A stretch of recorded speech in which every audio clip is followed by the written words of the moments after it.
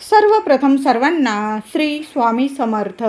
स्वामी महाराजांच्या कृपेने तुमच्या सर्व चांगल्या इच्छा पूर्ण होत ही स्वामींचरणी प्रार्थना करते आणि आजच्या व्हिडिओला सुरुवात करते.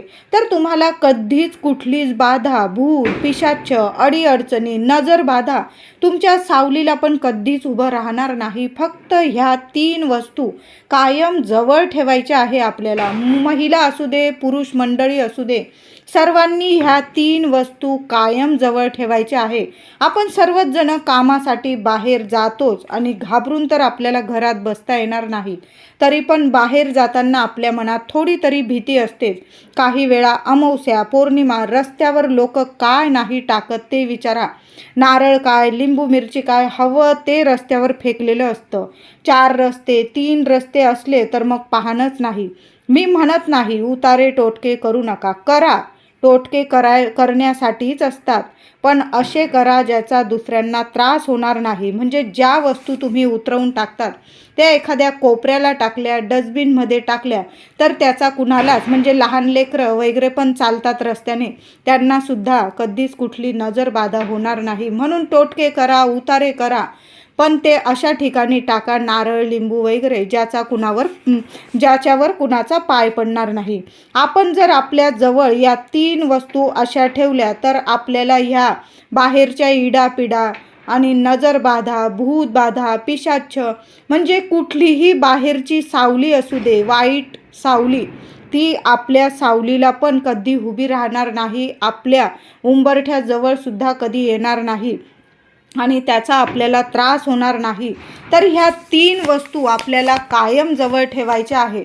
बघा महिलांनो, कधी कधी काय होतं, आपलं सर्व काही चांगलं चालू असतं, सकारात्मक असतं, आपल्याला वाटतं छान आहे, पण अचानक कुणी एखादी व्यक्ती आपल्या घरात आली, म्हणजे ती जवळची असू दे किंवा शेजारची, पादारची किंवा लांबची किंवा जवळची, अगदी तुमच्या जवळची असली तरी पण त्या व्यक्तीच्या मनात काय आहे आपल्याला ठाऊक नसतं.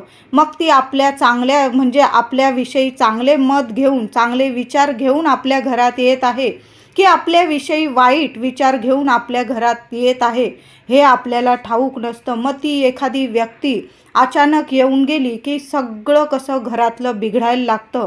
अडचणी उभ्या राहतात, काही ना काही आजारपण येतं.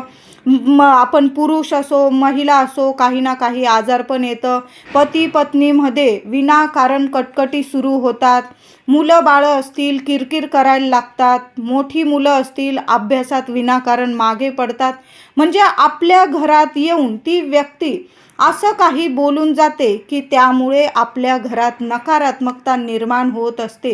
तुमचं खूप चांगलं आहे, माझी मुलं तर अभ्यासच करत नाही, माझ्या पतीला तर प्रगतीच मिळत नाही, माझ्या पतीचा तर पगारच वाढ होत नाही, तुझं चांगलं आहे बुवा, तुला काहीच अडीअडचणी येत नाही, तुझं सगळं चांगलं आहे. म्हणजे ह्या गोष्टी जरी आपल्या घरात येऊन कोणी व्यक्ती बोलत असेल, अगदी जवळची व्यक्ती, तुमची अगदी मैत्रीण असो, सख्खी बहीण असो, तुमच्या घरात जर येऊन अशा गोष्टी करत असेल, तिचं रडगाणं गात असेल तुमच्या जवळ, तर याने सुद्धा घरात नकारात्मकता यायला वेळ लागत नाही. मग अशा वेळी आपण महिलांनोच पदर खोचून नेहमीच तयार व्हायला हवं, कारण येणाऱ्या व्यक्तीला आपण थांबवू शकत नाही. आपल्याकडं पाहुणे मंडळी येतच असतात, पण अशा वेळी आपणच काहीतरी उपाय तापाय केले तर मग अशा नकारात्मकतेला आपल्या उंबरठ्या बाहेरच ठेवता येईल आपल्याला. तर अशा गोष्टी आपल्याला कायम जवळ ठेवायच्या आहे, ज्यामुळे आपल्या घराचं, आपल्या पतीचं, आपल्या लेकराबाळांचं, कुटुंबातील प्रत्येक व्यक्तीचं आपण कायम रक्षण करू शकू.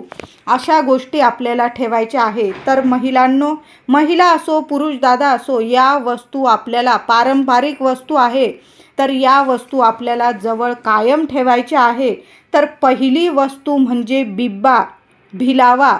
तुम्हाला सर्वांनाच माहीत असेल, आपली आजी आजोबा पहिलेपासून या भिलाव्याचा घरातली नकारात्मकता दूर करण्यासाठी, इडापिडा घालवण्यासाठी, भूत बाधा, वाईट सावली दूर करण्यासाठी पहिलेपासून ही पारंपरिक वस्तू आहे, ज्यामुळे आपल्या घरादाराला, लेकरा बाळांना कधीच दृष्ट लागत नाही. आपली आजी पणजोबा, आजी हे सर्व या गोष्टी करून आपल्या घराची नकारात्मकता दूर करत असेल तर पहिली गोष्ट तुम्हाला तुमच्याजवळ ठेवायची आहे बिब्बा, भिलावा. सगळ्यांना माहीत आहे, तुम्हाला कुठल्याही आयुर्वेदिक दुकानात मिळून जाईल. अगदी महाग नाही, 2-3 रुपयात तुम्हाला एक भिलावा मिळून जाईल. तुमच्या घरात समजा 5 व्यक्ती आहेत तर तुम्हाला 5 भिलावे आणायचे आहे. प्रत्येक व्यक्तीला तुम्हाला वेगळा भिलावा द्यायचा आहे त्याच्याजवळ ठेवायला. तुम्हाला घरात ठेवायचं असतील तरीही चांगले तुम्हाला सकारात्मक बदल दिसून येतील. तर तुम्ही बरेचसे असे भिलावे घरात घेऊन आले तरीही चालेल. अगदी 10-15 रुपयात तुम्हाला बरेचसे भिलावे मिळून जातील.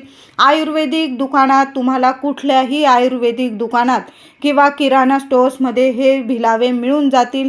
फक्त बिब्बा, भिलावा सांगा, त्यांना देऊन टाकतील. तर ही वस्तू आपल्या घरात आणाच महिलांनो. दुसरी गोष्ट म्हणजे रुईचं फूल, पांढऱ्या रुईचं फूल. 2 रुईचे प्रकार असतात, एक गुलाबी निळसर असते आणि एक पांढरी रुई अशी असते, ती आपल्या दारात जरी लावली ना तर आपल्या घरात कधीच नकारात्मकता येत नाही. म्हणून पांढऱ्या रुईचं फूल तुम्हाला कुठं मिळालं तर नक्की घेऊन या आणि ते फूलसुद्धा आपल्या घरात आपल्या जवळ ठेवायचं आहे. तर आता पांढरी फुलं तुम्हाला जास्त नाही मिळालं, एक तरी फूल तुमच्या घरात ठेवायलाच हवं. यामुळे कसलीच बाधा, नकारात्मकता तुमच्या उंबरठ्यावर येऊ शकणार नाही, घरात येऊ शकणार नाही. म्हणून तुम्हाला पांढरं रुईचं फूलसुद्धा आणायचं आहे. आणि तिसरी गोष्ट म्हणजे काळा धागा. कायम काळा धागा, महिला असो पुरुष असो, काही लोकांना काळं घालणं साथ नसतं, पण काळा धागा जवळ ठेवणं अगदी योग्य आहे. म्हणून काळा धागा जवळ नेहमी ठेवायचा. आता काळा धागा बाहेरून विकत आणला असाच घरात किंवा तुमच्या हाताला, पायाला किंवा तुमच्या पर्समध्ये असाच कधीच नाही ठेवायचा. तर तो काळा धागा आणण्याचा पण एक दिवस असतो. तर शनिवारी आपल्याला महिलांनो काळा धागा, करदोडा विकत आणायचा असतो आणि तो शनिवारी आपल्याला घेऊन जायचा आहे मारुती मंदिरात. हो, एखादा दिवा पण बरोबर घेऊन जा. पांढऱ्या रुईची फुलं असतील, रुईच्या पानांची माळ असेल, बरोबर घेऊन जा.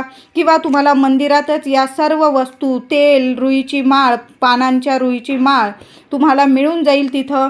तर तिथं जायचं, तो धागा चरणाशी, मारुतीच्या चरणाशी धागा ठेवायचा काळा आणि तेल अर्पण करायचं, पानांची माळ घालायची रुईची आणि एक दिवा बरोबर घेऊन जायचा आणि बस जय श्रीराम बोलून तो दिवा प्रज्वलित करायचा आणि सर्व काही मारुतीवर सोडून द्यायचं. तो धागा उचलून घ्यायचा आणि जय श्रीराम बोलून, मी आज देवा मारुती राया तुमच्या चरणाशी हा धागा ठेवला आहे. मारुती राया जय श्रीराम बोलून मी हा दिवा प्रज्वलित केलेला आहे.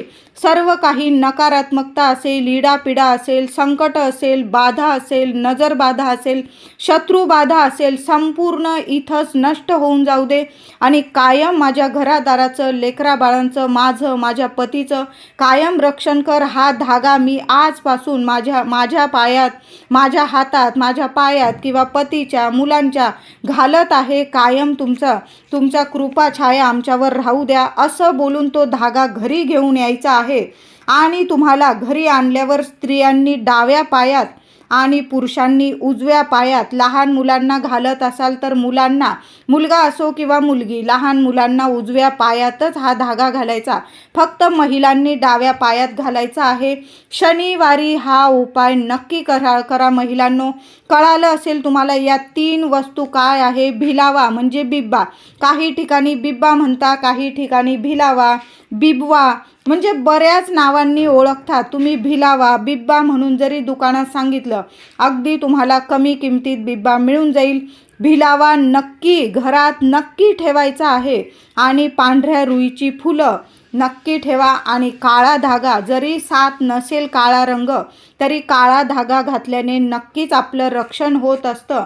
म्हणून या 3 वस्तू आता पुरुष मंडळी असेल त्यांना वेगळ्या या 3 वस्तू द्यायच्या आहे.